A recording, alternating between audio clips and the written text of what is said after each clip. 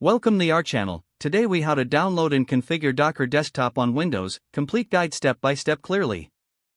Begin by opening your preferred web browser.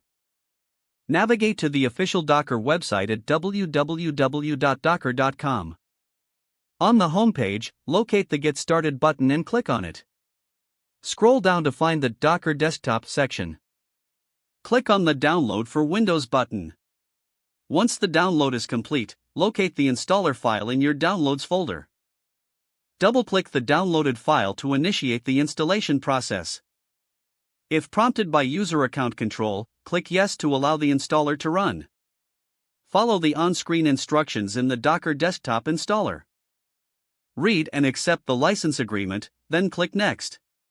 Choose the installation options you prefer, and click Next to continue.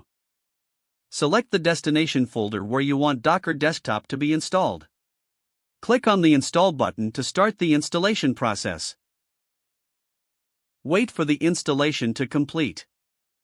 This may take a few moments. Once the installation is complete, make sure the option to start Docker Desktop is checked.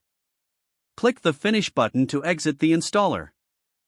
Docker Desktop will start automatically, and you should see the Docker whale icon in your system tray. If prompted, log into Docker Hub using your account credentials or create a new account.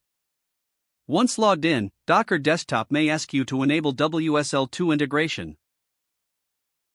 Follow the prompts to install the Windows subsystem for Linux if you haven't done so already.